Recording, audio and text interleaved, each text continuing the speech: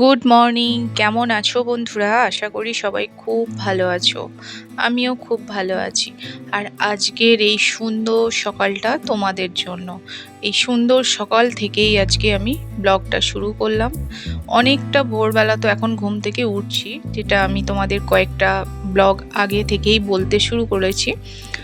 তো তখন থেকেই আমি ওটা শুরু করে দিয়েছি। তো ঘুম থেকে উঠে একটু বাইরেটাই এসেছিলাম, তো দেখলাম এত সুন্দর একটা শান্ত পরিবেশ।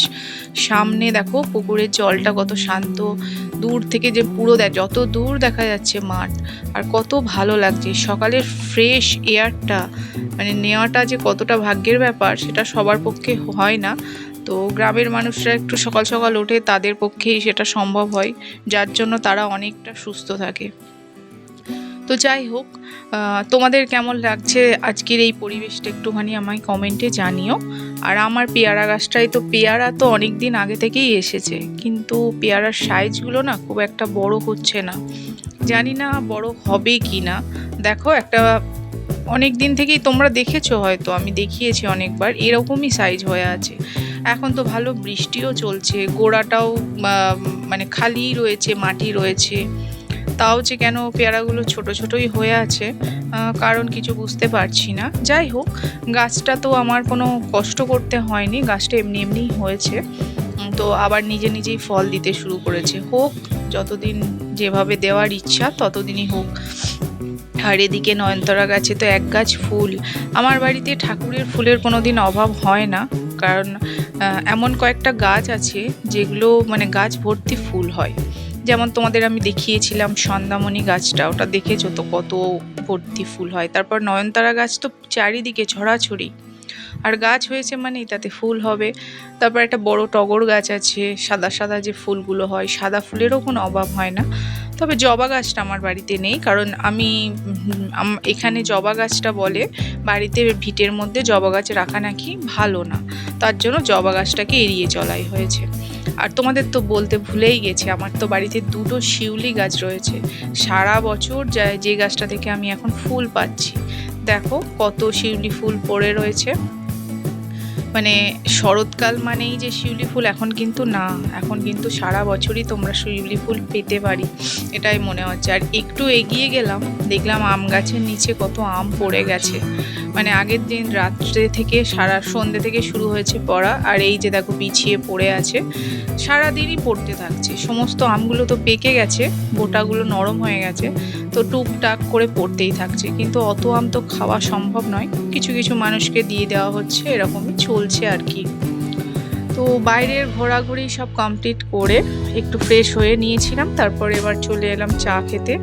সকালের আমার এই দুধ চায়ের আসরটা তো জানো কতটা আমার কাছে মানে ফেমাস, বা আমার কাছে কতটা প্রিয়।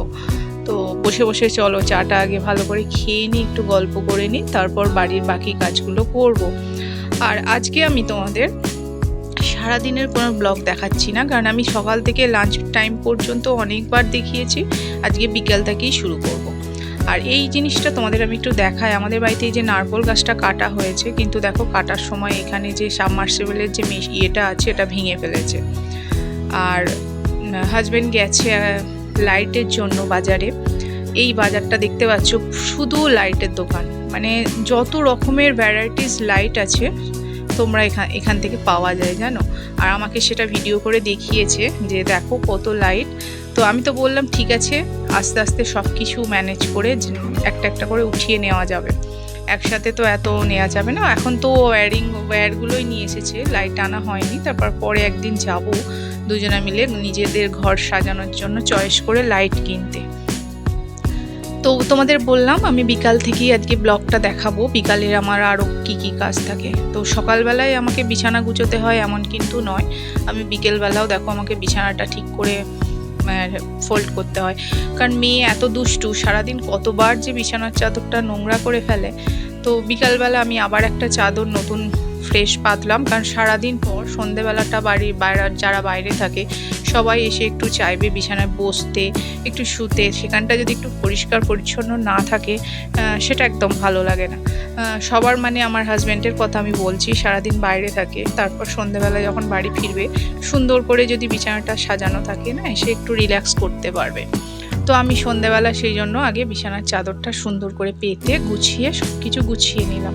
আর এই যে টেডি বিয়ার যারা আমাদের অবর্তমানে আমরা যতক্ষণ না বিছানায় থাকি ওদের সেখানে স্থান হয়।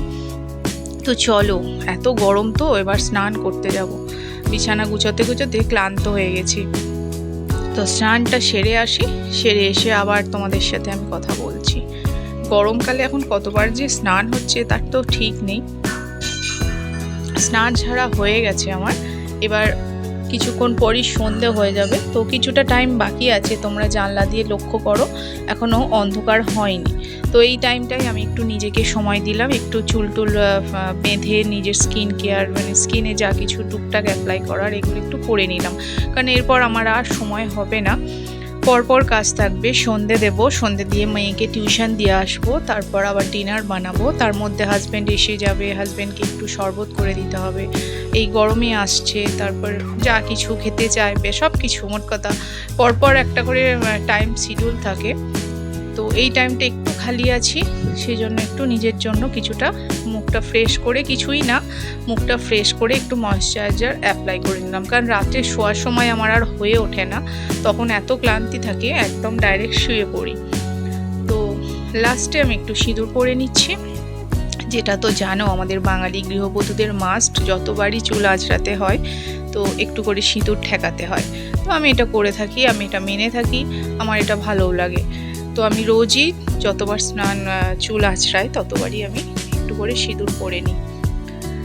তো এত কিছু তো হয়ে গেল, এবার আমি সন্ধেটাও দিয়ে নিয়েছি, দেখো প্রদীপ জ্বালিয়ে দিয়েছি। আর আজকে প্রদীপের শিখাটা দেখে আমার মন এত শান্ত লাগছে কি বলবো।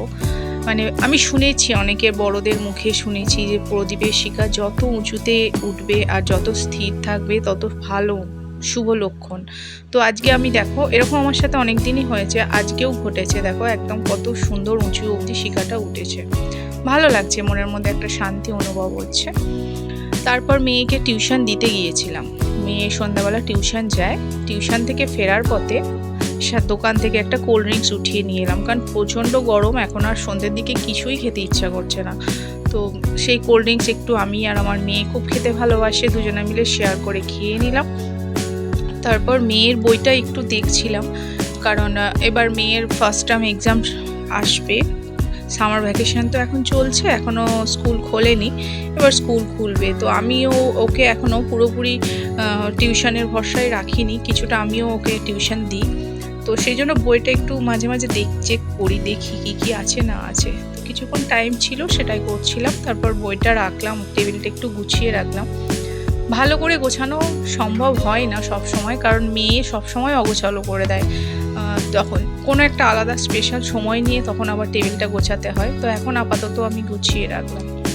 তো যাই হোক, এবার ডিনারের প্রস্তুতি শুরু করে দিতে হবে, টাইমটা অনেকটা হয়ে গেছে। দেখো ফ্রিজে মাছ আর মাছের ডিম রয়েছে, তো সেটাই বার করে নিচ্ছি। ডিপ ফ্রিজে রাখা ছিল, একটু আগে থেকে না বার করলে রান্না করতে পারবো না। এই সময় মাছের ডিমটা প্রত্যেকটা মাছের পেটে পাওয়া যাচ্ছে, আমি আলাদা করে সত্যি করেই মাছের ডিম কিনিনি, আমি একটা মাছ নিয়েছিলাম যার পেটে ছিল, আর আমার ভালো লাগে খুব মাছের ডিম।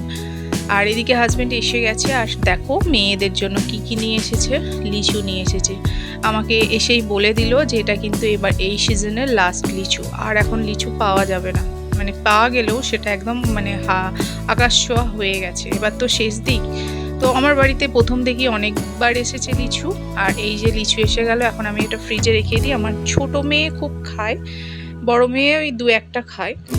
তো যাই হোক, ডিনারও বানাতে শুরু করে দিয়েছি। দেখো আজকে অনেক দিন পরে আমি একটু আলু পেঁয়াজ ভেজেছি, আর মজার কথা একটা আমি বলি, বাড়িতে আসার পর আমার হাজব্যান্ডকে যখন ডিনারে আমি আলু পেঁয়াজ ভাজা দিলাম, আমার হাজব্যান্ড আমাকে একটা কথাই বললো, আমি ট্রেনে আস্তে আস্তে আমার একবার মনে হয়েছিল যে আজকে একটু বলবো যে আলু পেঁয়াজ ভাজা করতে। তো মনের কানেকশান হয়তো এটাই, আমি কিন্তু জানি না, আমিও নিজে থেকে মনে আমার হয়েছে আমি এটা করে রাখলাম, আর আমার হাজব্যান্ডও মনে মনে ভেবেছিল কিন্তু বলতে পারিনি। তো যাই হোক, দেখো ও যে খেতে চেয়েছে আর আমি যে বানিয়ে ফেলেছি, এটা আমার খুব শুনে ভালো লাগলো যে আমি এটা করে ফেলেছি। মাছের ঝোলটাও হয়ে গেছে, আর তো আজকে এটাই করব রাত্রের দিকে, মাছের ঝোল। আর পরের দিনের জন্য আমি ছোলা আর বাদাম একটু ভিজিয়ে রেখেছি, সকালবেলা আমার হাজব্যান্ড খায়, তো আগের দিনের কিছু কিছু টুকটাক কাজ একটু আগের দিন সেরে নিলে না অনেকটা সকালে উঠে হেডেক ফ্রি থাকে। তো লাস্টে আমি মাছের ডিমের বড়াগুলো ভাজবো। মাছের ডিমের বড়াগুলো একটু গরম গরম না ভাজলে খেতে ভালো লাগে না। অনেকটা মাছের ডিম ছিল, একটু পেঁয়াজ কাঁচা লঙ্কা আর বেসন দিয়ে মাছের ডিমের বড়াগুলো দেখো আমি ভেজে নিচ্ছি। একদম এবার ডিনার করব, তার জন্যই আমি এখন ভেজে নিচ্ছি। তো আজকের ডিনারটা এইগুলোই দিয়েই সারলাম। তোমরা তো দেখতেই পেলে আজকে কি কি আছে। চলো আর একবার আমি ভালো করে একটু দেখিয়ে দিচ্ছি। যা গরম পড়েছে, এত কিছু মানে এই মাছের ডিম বেশি খাওয়াটাও ঠিক নয়, কিন্তু কি বলতো পরের দিন শনিবার ছিল, তো আমি ওটাকে আরও 1-2 দিন স্টোর করলে জিনিসটা ভালো থাকবে না, খারাপ হয়ে যাবে।